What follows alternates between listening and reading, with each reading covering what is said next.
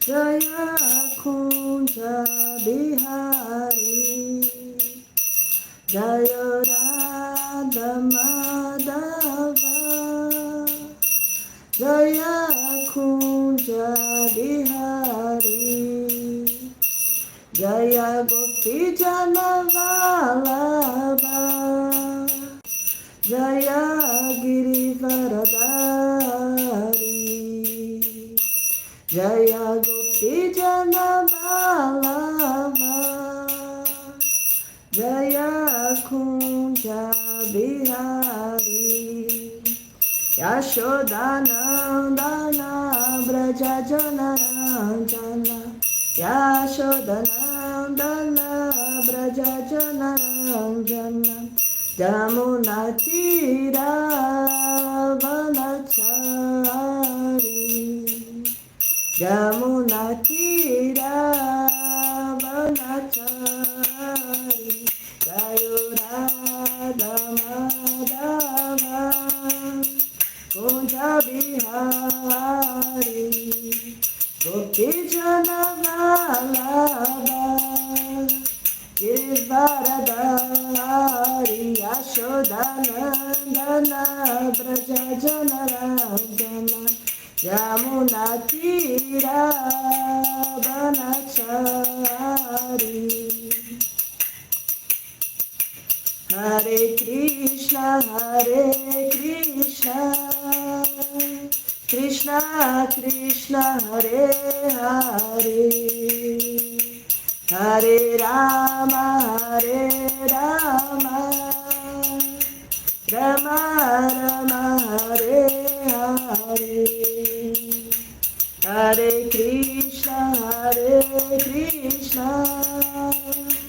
Krishna Krishna, Hare Hare, Hare Rama, Rama Rama, Hare Hare.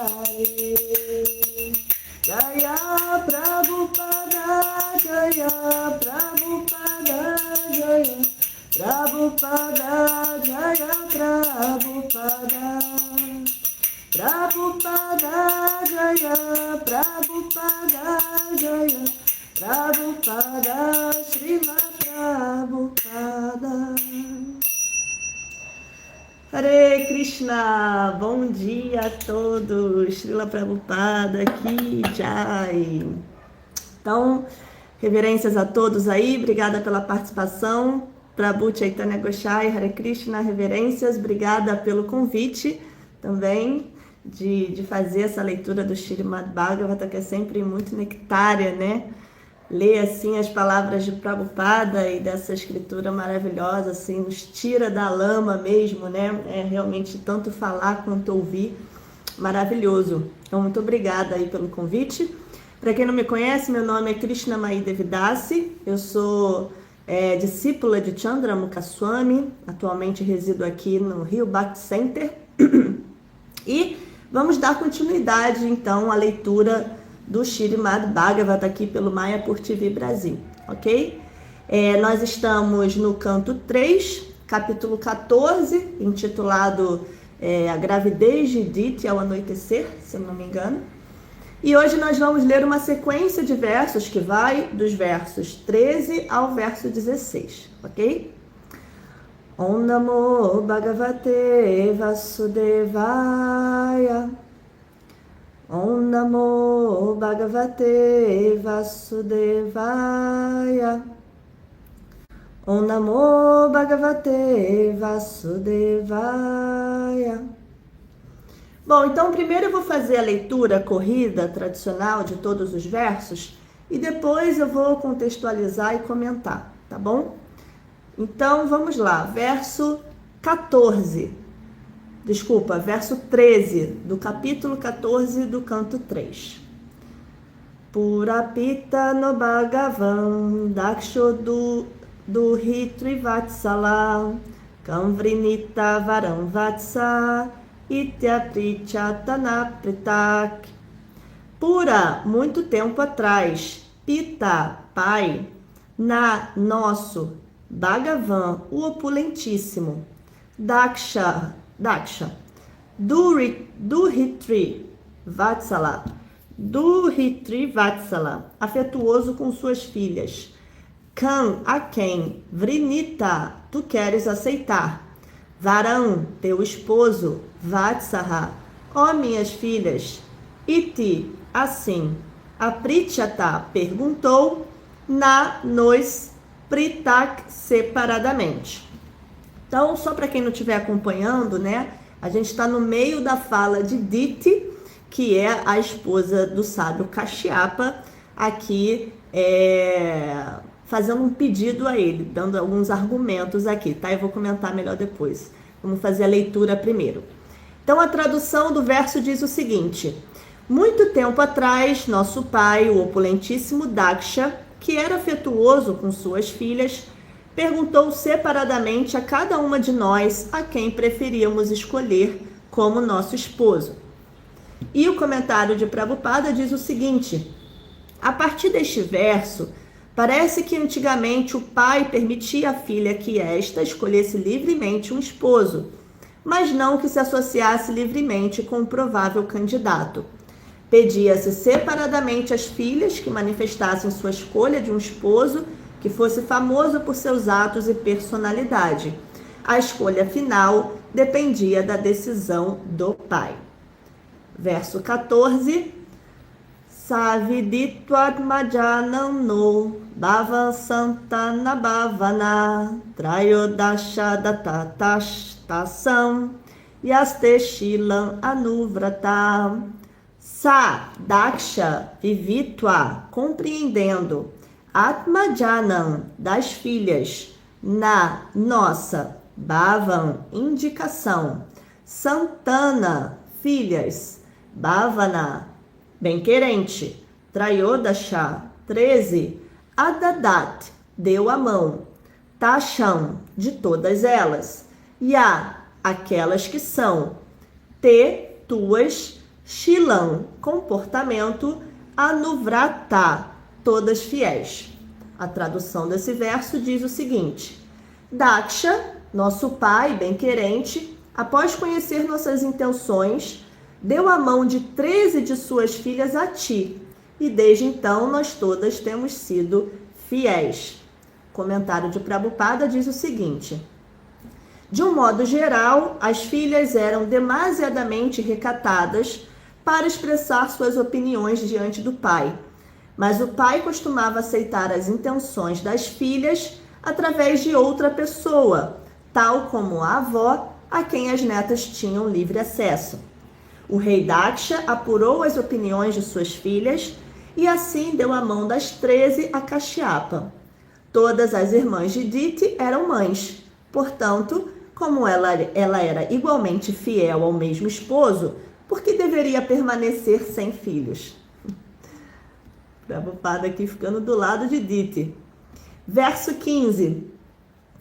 Atame kuru kalyanam, kamam kamala lochanam, artopasarpanam bumam, amogam rimahiyasi. Atha, portanto, me, a mim, kuru, por favor, faze, kalyanam, benção, kamam, desejo, kamala lochana, ó pessoa de olhos de lótus, arta, do aflito, upasarpanam, a aproximação, buman, ó grande personalidade, amogam, sem falta, ri, certamente, marria-se a um grande homem. A tradução desse verso diz o seguinte: ó pessoa de olhos de lótus, por favor, abençoa-me satisfazendo o meu desejo. Quando alguém aflito se aproxima de um grande homem, suas súplicas nunca devem ser em vão. Comentário de Prabhupada, ele diz: Diti bem sabia que seu pedido poderia ser rejeitado por causa da situação inoportuna, mas alegou que em casos de emergência ou em condições aflitivas, o tempo ou a circunstância não são levados em consideração. E por último, verso 16. Ititam vira maricha, kripanam bahubashim, pratyahanunayam vacha, pravridanam gakashmalam.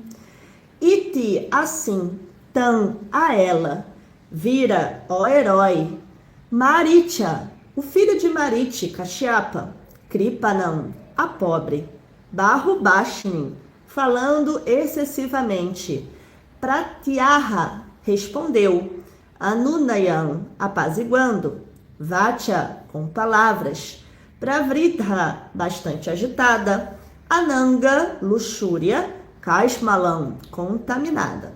A tradução desse verso diz o seguinte: ó herói, agora aqui Vidura, né? Agora quem está falando aqui é Maitreya falando para Vidura.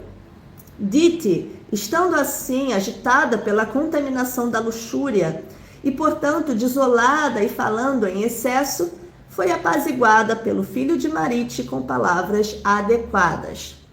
E o comentário de Prabhupada, ele diz: quando um homem ou uma mulher são assaltados pelo apetite do desejo sexual, compreende-se que isso é uma contaminação pecaminosa. Kashyapa estava ocupado em suas atividades espirituais, mas não teve força suficiente para rejeitar a proposta de sua esposa, a qual estava aflita daquela maneira. Ele poderia tê-la rejeitado com palavras enérgicas, expressando a impossibilidade, mas não era tão forte espiritualmente como Vidura. Aqui, Vidura é tratado como herói porque ninguém é mais forte em autocontrole do que um devoto do Senhor. Parece que Kashyapa já estava propenso a desfrutar sexualmente com sua esposa e, por não ser um homem forte, ele tentou dissuadi-la apenas com palavras reconfortantes. Om Gyana Timirandasya Ganajana Shalakaya Chakshuru Militanya Tasmai Shri Gurave Namaha Namo Vishnu Padaya Krishna Prestaya Bhutale Shrimate Chandra Mukaswami Tinamne Namo Vishnu Padaya Krishna Prestaya Bhutale Shrimate Bhakti Vedanta Swami Itinamne Vanchakalpa Tarubhya Chakri Pasindubhya Vacha Patitanam Pavanebhyo Vaishnavebhyo Namo Namaha Shri Krishna Chaitanya Prabhu Nityananda Shri Adwaita Gadadara Shri Vasadi Goura Bhakta Vrinda Hare Krishna Krishna Krishna Hare Hare Hare Rama Rama Rama Hare Hare. Deixa eu dar um bom dia aqui a quem fez comentários, né? Além do Prabhu Chaitanya Goshai, Ishavatara, Hare Krishna, reverências, Maurino Sim, Maria Lúcia Meneguin, Gopi Canta, Cassiano Nascimento e Sita Takurani. Muito obrigada aí pela presença de todos. Cassiano está perguntando o que é isso. Isso é uma aula do Śrīmad Bhagavatam, uma escritura da linha Gaudiya Vaishnava, tá bom? Conhecidos como os Hare Krishna. Espero que você goste, Cassiano. E Alexandre Magno. Bom, então vamos lá, vamos comentar, né? Primeiro, como eu disse, eu queria dar uma contextualizada, né? Sempre gosto de fazer isso, que é aqui qual é o contexto. A gente tem uma conversa entre um sábio, um discípulo, que é Maitreya e Vidura. E nesse capítulo ele inicia com Vidura fazendo uma pergunta ao seu mestre, né, a Maitreya. E Vidura, ele pergunta, na verdade a pergunta dele é sobre a luta entre Varaha, que é o senhor javali, né, o senhor em forma de javali, no seu avatara, e o demônio Hiranyaksha. E Vidura está perguntando assim para Maitreya, olha, qual o motivo dessa luta? Por que eles estão lutando, né? Varaha e Hiranyaksha. E Maitreya, para explicar o motivo dessa luta, ele vai contar a Vidura, na verdade, por que motivo nasceram os demônios Hiranyaksha e Hiranyakashipu, né? Então é interessante, eu achei interessante, né? A linha que Maitreya vai seguir, porque Vidura, na verdade, ele está perguntando, mas por que eles estão lutando? E para responder isso, Maitreya vai lá atrás e vai falar, olha, primeiro eu vou te explicar, de onde surgiram esses demônios? E essa é uma pergunta interessante a se fazer, né? Eu fiquei refletindo sobre o quanto essa é uma pergunta interessante a se fazer, que vai encaixar com a leitura de hoje, com o tema da aula de hoje, que é de onde surgem os demônios, né? As pessoas às vezes ficam um pouco, como é que eu posso dizer? Em dúvida, né? Confusas quando a gente usa essa expressão, né? Os demônios, né? Nada mais são do que as pessoas sem a luz do conhecimento, em ignorância, cometendo uma série de erros, né? Mas essa pergunta é interessante: de onde surgem os demônios, né? Como as pessoas gostam de dizer, se Deus é só luz, só bondade, né? De onde surgem os demônios? Então essa pergunta é interessante. Dentre várias explicações, uma delas seria do nosso livre-arbítrio. Como assim? Essa palavra, ela é bem... Acho que tivemos um problema de conexão, mas voltei. Então, Krishna, ele nos dá uma parcela de tudo que ele tem, né? Como nós somos partes integrantes de Krishna, nós temos tudo que ele tem em quantidade menor, né? Claro, quantitativamente menor, mas nós temos tudo que ele tem: eternidade, bem-aventurança, conhecimento. E uma das coisas que Krishna tem é Swarat, independência. E nós, por sermos partes integrantes dele, também temos uma parcela de independência.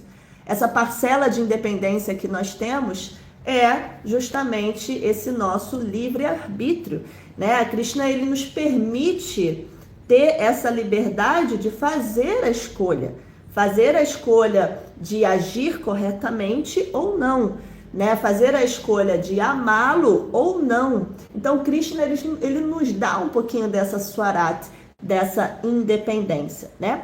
E graças a essa independência, a esse livre-arbítrio, nós podemos cometer erros, nós podemos agir equivocadamente, né? Então, para quem, né, conhece aí um pouquinho do Bhagavata, vai entender o que eu estou falando. Jai Vijaya, quando eles barraram os Kumaras lá no portão de Vaikunta, eles cometeram um erro, eles agiram equivocadamente, né? Diti, quando aqui, para quem já está assistindo às aulas anteriores, né, ela pediu para que seu esposo, no meio da sua rotina espiritual, né, no meio ali do seu sadhana, da sua meditação, num horário inapropriado, pediu para ter relação sexual com ele naquele momento, ela também cometeu um erro, né? Então, todos esses erros, eles têm consequências, né? Existe uma outra lei cósmica de Krishna, que é a ação e reação, né? Então, tudo isso tem consequência. Então, os demônios, né, para quem conhece o Bhagavata, assim, entende por que eu estou trazendo a história de Jai Vijaya e de Diti? Porque são essas duas histórias, para quem não sabe, são essas duas histórias que vão explicar os nascimentos desses dois grandes demônios, né, o aparecimento desses dois grandes demônios, que é Hiranyaksha e Hiranyakashipu. Então, esse livre-arbítrio, essa independência, ela também tem consequências, e ter essa independência também é um dos motivos pelo qual surgem os demônios, né? Não sei se eu me fiz entender. É claro que nós temos também a explicação que os devotos gostam muito de falar, que é de que são lilas. O que são lilas? São passatempos, são histórias, né? Dito, por exemplo, que quando Jaya Vijaya caem do mundo espiritual, como Hiranyaksha e Hiranyakashipu, na verdade, Krishna, ele estava querendo brincar de luta, né? Então, ele vem com seus servos Jai Vijaya, né? Ele vem como Nrisimhadeva e como Varaha para brincar de luta. Então, no fundo, Krishna só queria brincar de luta porque, no fundo, tudo é um grande passatempo, um grande teatrinho, né? São lilas. Porém, essa explicação de que tudo é lila também é uma explicação muito avançada.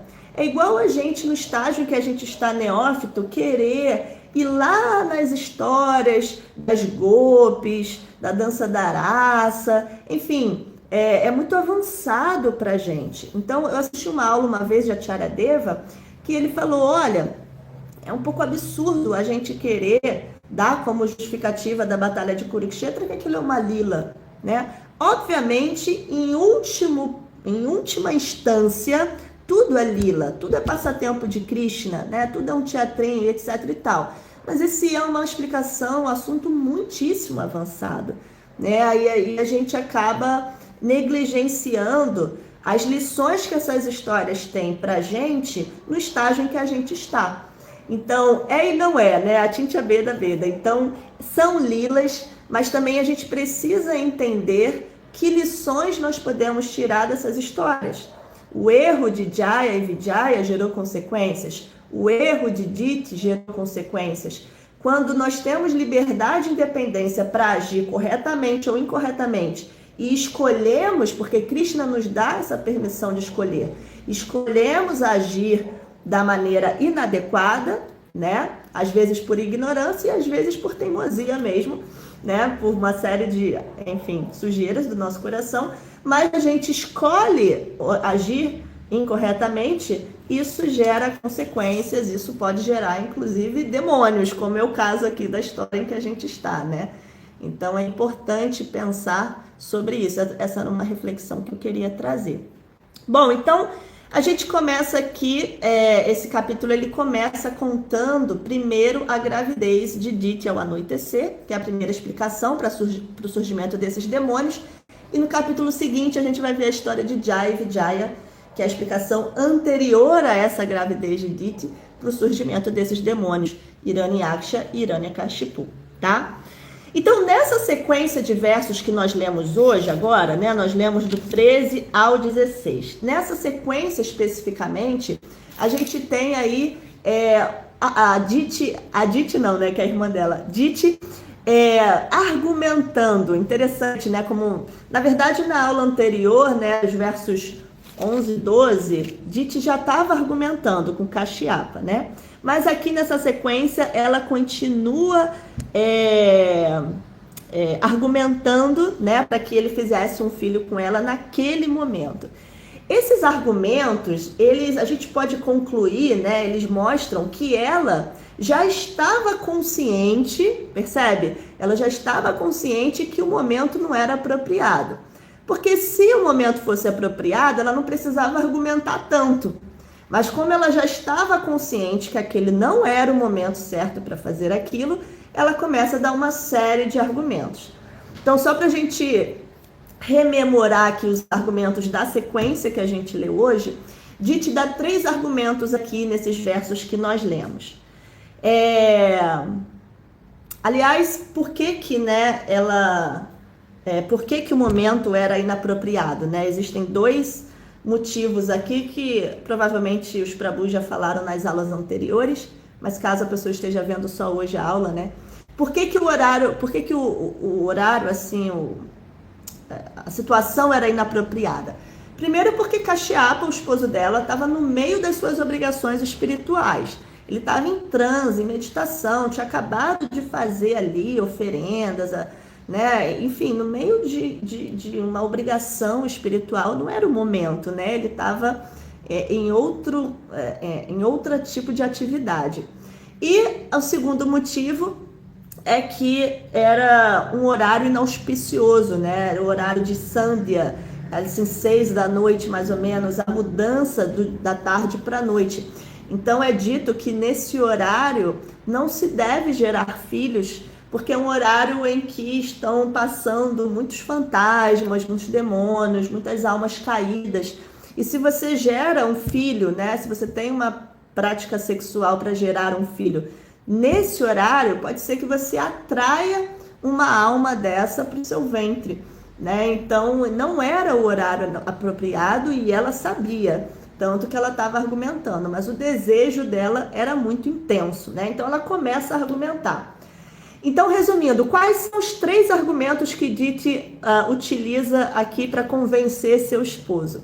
O primeiro, que ela diz, que eu achei muito engraçado, né? Que ela diz para ele, olha, eu tive poder de escolha, tá? Meu pai deixou que eu escolhesse o meu marido e eu escolhi você. Ou seja, né, o que a gente entende disso? É como se ela colocasse uma dívida em cima dele, né? Você tem uma dívida comigo. Eu poderia ter escolhido outro esposo, mas eu escolhi você. Então você tem aí uma dívida comigo, né? O segundo argumento que ela utiliza é que ela diz, olha, desde então, desde que eu me casei com você, eu tenho sido fiel. O que a gente também entende, o que está por trás desse argumento? Ela diz assim, olha, eu estou fazendo a minha parte, então agora faça a sua, né? Eu tenho sido fiel até agora, eu estou fazendo tudo certinho, então agora está na hora de você fazer a sua parte, né? Como se ela tivesse o direito de cobrar dele que ele fizesse a parte dele também, né? E o terceiro argumento que ela utiliza aqui para convencer o seu esposo é que ela diz, olha, você é um grande homem, uma grande alma. De fato, Cachapa era um grande sábio, né? E ela diz assim, e como grande homem que você tem o dever de ajudar uma pessoa que está em aflição, né? Então ela fala, olha, eu estou em aflição, você como grande alma que vai deixar uma pessoa aflita?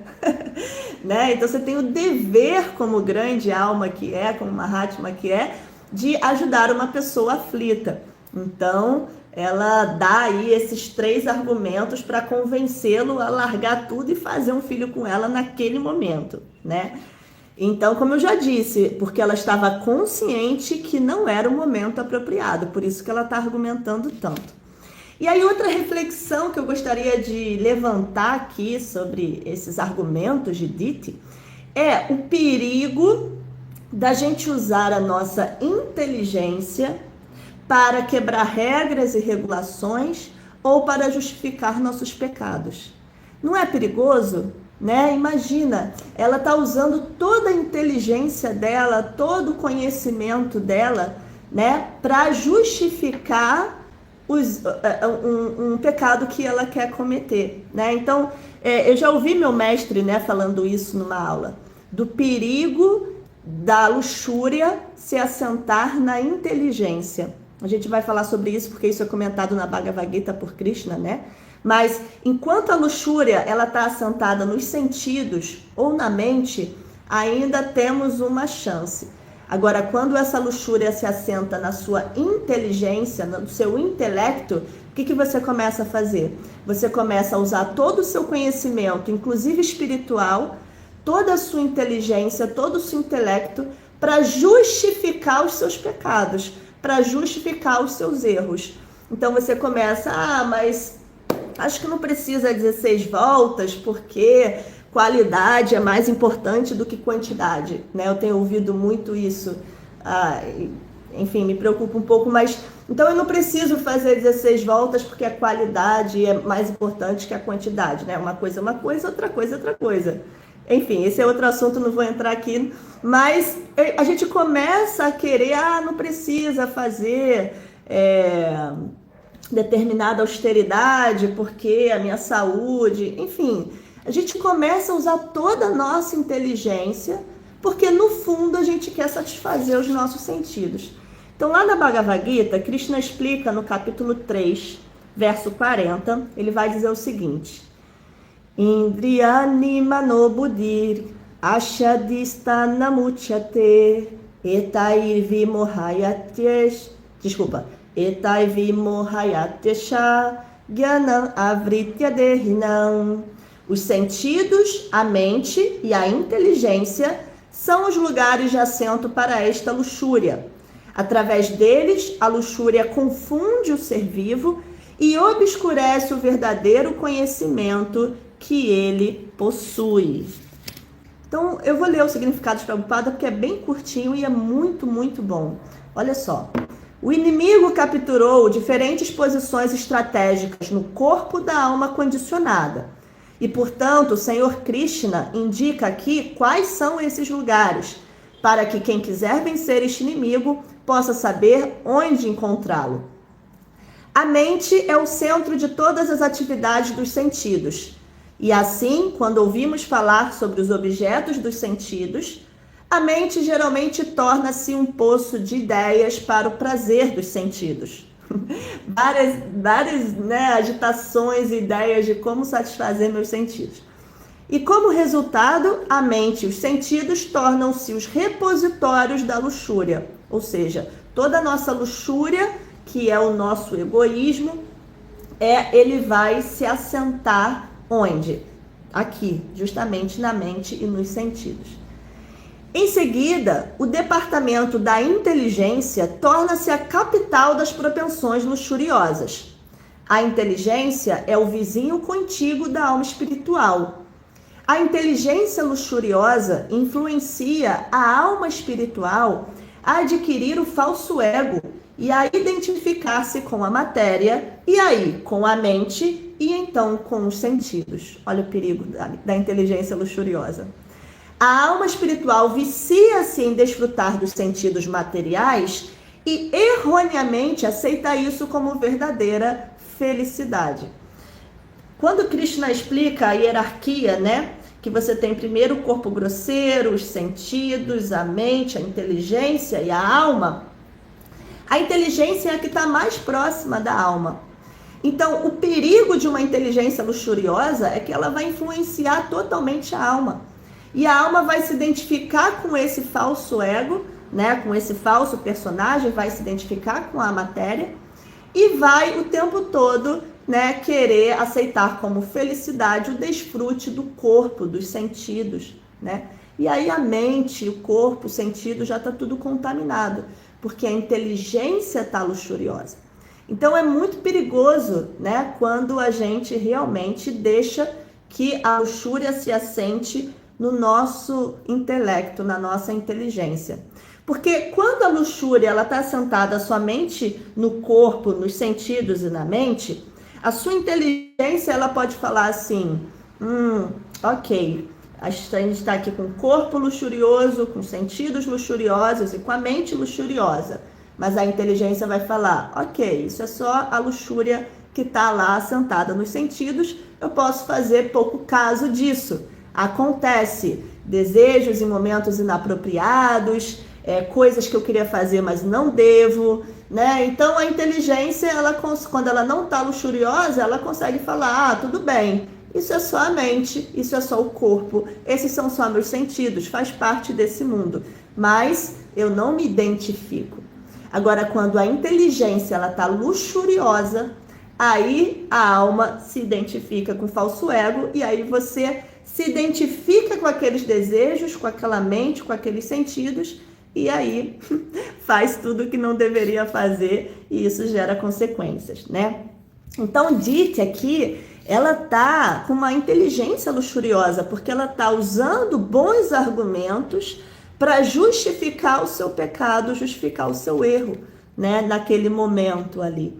Então isso é muito interessante. Eu me lembro também de Shringi, que é aquele filho de Brahmana que amaldiçoou Maharaj Parikshit. Eu fico muito impressionada, né, que ele comete um ato assim horrível, que foi amaldiçoar uma grande alma como Maharaj Parikshit. Tanto que o pai dele fala, meu Deus, o que você fez?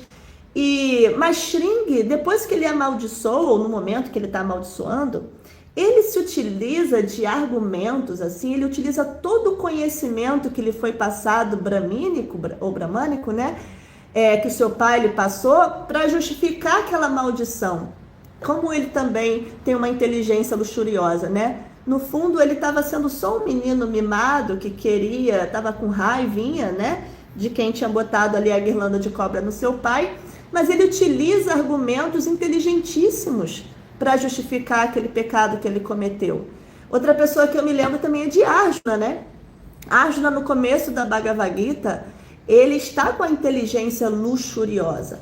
Porque ele está utilizando argumentos sobre o Dharma, argumentos dos Shastras, para justificar a sua luxúria, o seu pecado, em não querer cumprir o seu dever como kshatriya. Ele tinha um dever ali, ele sabia o objetivo daquela luta, da importância de aniquilar ali os Kurus que estavam transformando o mundo no inferno, mas devido à sua luxúria, ao seu egoísmo, assentada na sua inteligência, ele resolve que não quer lutar. e para isso utiliza argumentos dos Shastras, argumentos muito bons, tanto que quem não conhece a filosofia, quando começa a ler a Bhagavad Gita, concorda com Arjuna, né? Todo mundo fica, não, é isso mesmo, Arjuna está certíssimo. Aí depois, quando a gente vê Krishna falando, eu falei, ai meu Deus, tá vendo? Arjuna não estava tão certo como a gente achava. Então, qual é a solução para que a luxúria não ocupe a nossa inteligência? Porque se ela ocupa só, como eu disse, o corpo grosseiro, os sentidos e a mente, ainda dá para controlar. Mas se ela se assentar, se a inteligência for luxuriosa, já era. Então, qual é a solução para que a nossa inteligência não fique luxuriosa? Prabhupada, nessa sequência de versos do capítulo 3, né, que a gente leu ali o 40, mas é uma sequência de versos que começa com Arjuna fazendo uma pergunta muito interessante. Krishna, o que me leva a cometer erros sem eu mesmo querer, né? E Krishna vai dizer que é a luxúria e vai explicar que ela está sentada na mente, inteligência, etc. Sentidos. E, enfim, nessa sequência de versos, Krishna vai explicar, e Prabhupada também nos dá boas explicações, de que a solução, o remédio para que essa luxúria não se assente na nossa inteligência é a gente fazer o que a gente está fazendo aqui. A gente ocupar a nossa inteligência a serviço de Krishna. Quando a gente está estudando os Shastras, que é o que a gente está fazendo aqui, lendo, ouvindo, falando, né? Nós estamos ocupando a nossa inteligência a serviço de Krishna, né? Como Krishna diz também na Bhagavad Gita, que nós estamos servindo com a nossa inteligência quando a gente está lendo a Bhagavad Gita, né? Então, isso é muito importante, a gente ocupar a nossa inteligência a serviço de Krishna. Eu ia falar uma outra coisa aqui, mas eu esqueci. Ocupar a nossa inteligência a serviço de... Ah, sim, lembrei. É porque eu vi uma postagem esses dias do meu guru, Chandramukha Swami, em que ele dizia assim, não sei se eu vou me lembrar, mas ele dizia assim, quando a gente canta os santos nomes, a gente está purificando o nosso coração. Quando a gente serve, pratica serviço devocional, a gente está purificando as nossas ações. E quando a gente lê e estuda as escrituras reveladas, a gente está purificando a nossa inteligência, né? Então, tudo isso está dizendo a mesma coisa, né? De que, de fato, é um perigo a gente deixar que a luxúria se assente na nossa inteligência e ocupá-la a serviço, a purifica e dá uma afastadinha assim, impede um pouquinho da luxúria chegar, que a luxúria está aí, né? Ela está querendo se assentar o tempo todo na nossa inteligência também. Trazendo uma outra citação que é interessante, a gente tem uma citação de Prabhupada, num significado aqui, né, do Bhagavata, lá na história de Priyavrata, no canto 5. E aí Prabhupada cita também um verso do Bhakta Rasamrita Sindhu, de Rupa Goswami, que eu gostei muito também, que diz assim, Rupa Goswami vai explicar também sobre isso. Ele diz, Anasaktasya Vishayam Yatarham Upayunjataha Nirbandha Krishna Sambande Yuktam Vairagyam Uchyate. Então, eu vou ler um pouquinho do significado de Prabhupada, da explicação de Prabhupada sobre esse verso, tá? Que Prabhupada diz, na verdade, que Rupa Goswami aqui, nesse verso, ele está citando um conceito muito claro de inteligência, tá? Devemos aceitar Vishayam, os assuntos materiais, sem apego, e devemos utilizar tudo a serviço do Senhor. Isso é inteligência, de fato, Manisha. Tornar-se chefe de família ou rei no mundo material não é prejudicial, contanto que se aceite tudo a serviço de Krishna. Para isso, precisamos de inteligência clara.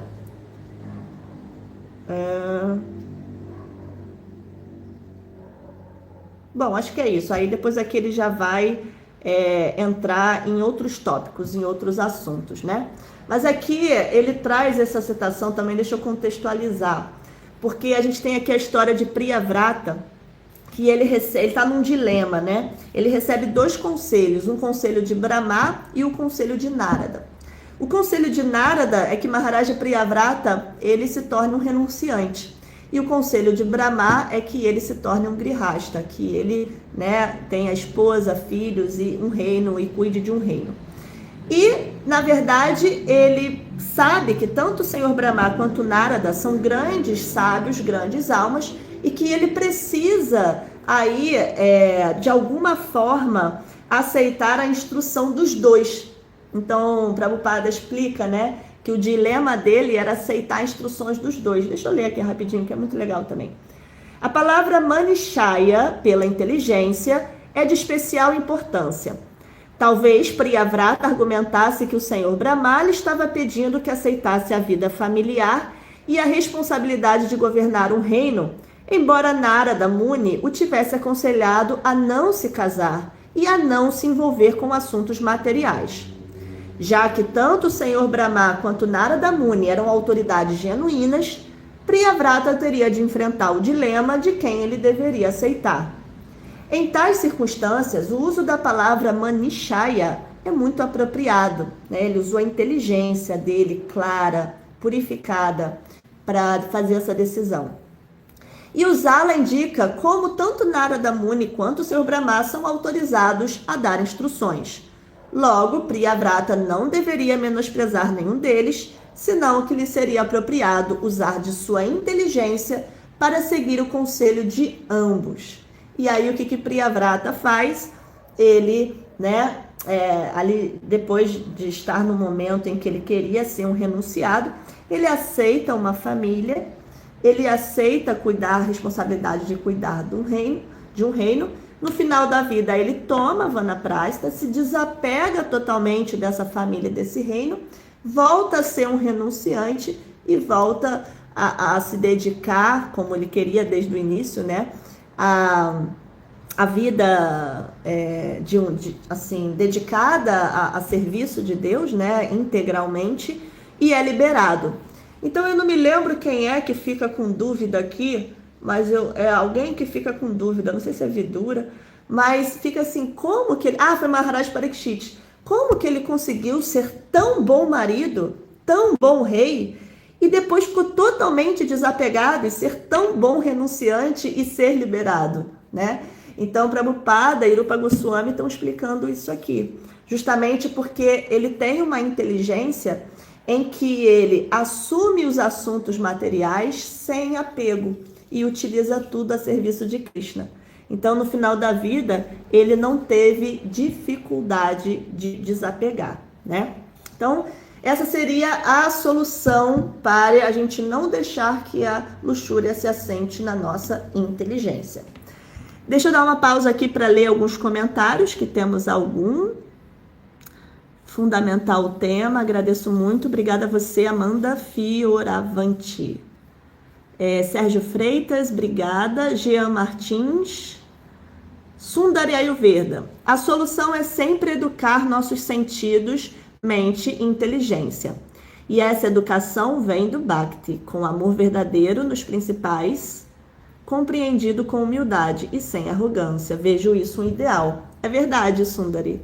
De fato, Bhakti é, assim, o caminho perfeito, né? Que nos dá todas as soluções sem nenhum desvio. Todos os outros caminhos têm desvios, infelizmente, são muito longos, mas Bhakti nos dá, assim, essa perfeição, né? De que a gente pode, nem como eu estava ouvindo nesse final de semana, a Vaishnava Kripa falando lá no Kirtan Fest Nova Gokula, né? Que ela ficou muito impressionada com uma leitura que ela fez da Gita e ela teve essa realização. Como Bhakti, você nem precisa ter uma renúncia seca, árida, nem precisa se afogar em prazer dos sentidos. Você tem o melhor dos dois mundos, né? Você ocupa seus sentidos, mente e inteligência a serviço de Krishna e você dança, canta, come bem, não precisa renunciar a nada, né? Você simplesmente krishnaiza, como os Hare Krishna dizem, tudo, né? E você consegue ter o melhor dos dois mundos assim, isso tudo vai purificando, né, o nosso falso ego, né? Jean Martins, a atitude de Mãe Aditi não foi a somatória de decisões equivocadas? Pois através de qual canal adviriam Sri Jai Vijaya, reverências? Sim, Prabhu, Jean Martins, Hare Krishna, é Diti, né? A Diti é a irmã dela, que tem bons filhos. Mas a Aditi, né? No caso, Diti, com D. De fato, é como eu disse, né? A gente pode dar a explicação de que são lilas. Então, se você parar para pensar, poxa, se já existia um propósito de Jai Vijaya vir como Hiranyaksha, Hiranyakashipu, então aquela propensão dela, né, de sexual, de não conseguir se controlar e querer naquele momento, fazia parte dos planos de Krishna, né? Você falou aqui uma somatória de decisões equivocadas. Na verdade, a gente tem duas explicações, né? De que tudo está nos planos ali. Jai e Vijaya tinham que vir como demônios e aquela circunstância foi perfeita, né? Mas a gente também pode ver tudo como uma lição, né? De que a gente pode cometer erros e isso, desculpa, ter consequências, né? Agora sim eu entendi sua pergunta. Essa é uma das explicações, uma somatória de erros. Jai Vijaya, quando barraram os Kumaras, né, foi o primeiro erro. Depois Diti ali, sem controlar os seus sentidos, o segundo erro, né? Existe essa somatória também. Mas a gente não pode esquecer, apesar de, como eu ter dito, ser um assunto avançado, a gente não pode esquecer também de um tópico muito importante, muito simples, que é tudo está nos planos de Krishna. Também não tem nada que esteja fora dos planos e fora da permissão dele, né?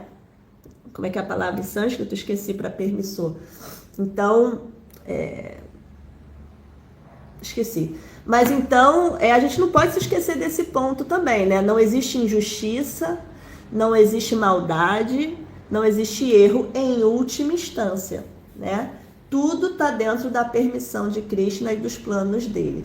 Mas, de fato, né, nós temos que tirar as lições aí dos erros cometidos por essas pessoas. Jai e Vijaya erraram, Diti errou, né? Aliás, Kashyapa também, Prabhupada comenta ali, a gente não deixar também todo o problema em cima de Diti, né? Kashyapa, quando ele se deixou levar pelos argumentos dela, Prabhupada diz, né? Ele já estava propenso a desfrutar sexualmente com sua esposa. Então, ele não é enérgico e fala, não, agora não dá. Ele dá uns argumentozinhos com palavras mansas e acaba indo, né? Então, também teve aí a fraqueza de Kashyapa, que poderia ser um outro...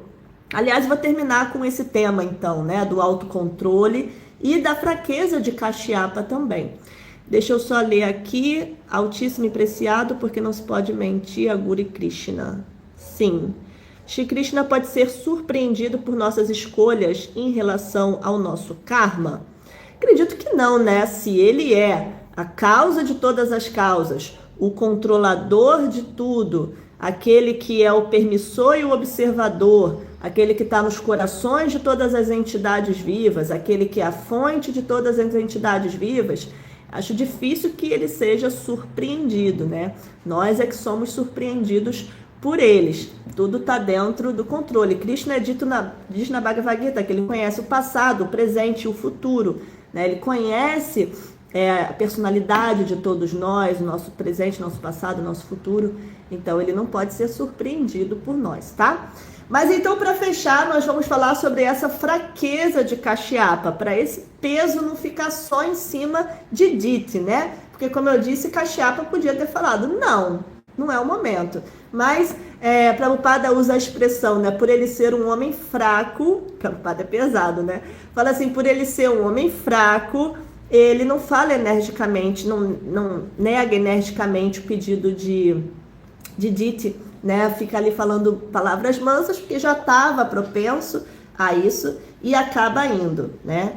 Então, existe, eu gosto desse tema da fraqueza, né? Que a fraqueza espiritual, eu acho que é algo que toma a todos, né? Assim, todo mundo, tenho certeza que passa por isso, né? Aquele momento da fraqueza, de você, né, não ter energia, não ser enérgico, utsaha, para praticar o seu sadhana, para cumprir o seu dever, para fazer o que deve ser feito, para estar com os devotos, para ir nos festivais, cantar sua japa, seja lá o que for, né? Existe essa fraqueza, que existe um termo em sânscrito que se chama Hridaya Daurbalyam, que eu li a primeira vez num livro de Haridas Thakura, né? Mas na verdade essa palavra ela é mais famosa no verso 3 do capítulo 2 da Bhagavad Gita, né? Kshudra Hridaya Daurbalyam, que seria essa fraqueza de coração mesquinha, quando Krishna fala para Arjuna: Arjuna, não ceda a esta impotência degradante, que foi o que Kashyapa fez, né? Ele cedeu. Isto não lhe fica bem. Abandone esta fraqueza mesquinha de coração e levante-se, ó castigador do inimigo, né? Então, Arjuna estava ali já deixando o arco e flecha cair no chão e Krishna fala: não ceda a esta fraqueza mesquinha de coração, levante e lute, né? Então é normal que a gente tenha essa fraqueza, existe mesmo, né? E por isso nós temos que cantar mesmo os santos nomes, né? É isso que vai nos dar força. Como o Prabhupada diz, pureza é a força, né? Pureza é a força. Por isso, Chetodarpana Marjana. Vamos limpar nosso coração, porque com o coração puro, ou pelo menos o mais puro que nós pudermos, com o corpo puro, os sentidos purificados, a mente, a inteligência purificados, nós teremos força. Então, essa fraqueza nada mais é do que todas essas sujeiras, né, esses anartas que se assentaram em nós, na nossa consciência, por vidas e vidas, né? Então, pureza é a força. Para ter força, a gente precisa praticar todos os processos de purificação possíveis. E o principal deles é cantar Hare Krishna, Krishna Krishna, Hare Hare. Escrituras reveladas, porque isso vai purificar a nossa inteligência. Ok? Pessoal, então é isso. Se alguém quiser fazer alguma pergunta, vou dar um minutinho aí, para se alguém quiser escrever mais alguma coisa. Ainda temos aí uns 7 minutinhos, né? Então, se alguém quiser fazer alguma pergunta, mais uma vez, muito obrigada a todos que estão presentes, acompanhando. Muito obrigada também a Prabhu Chaitanya Gosai pelo convite. É sempre um grande prazer estar aqui lendo, né, meditando nas palavras de Srila Prabhupada, ok? Sundari Ayurveda Utsaha Nishtaya Dairya. O Upadishamrita de Rupa Goswami é demasiado. Sim, muito bom, né? Temos que ler tudo isso sempre. Então é isso, pessoal. Vou me despedir aqui. Um excelente dia a todos. Todas as glórias a Srila Prabhupada, Grantaraja, Shrimad Bhagavatam Ki Jai. Hari Bol.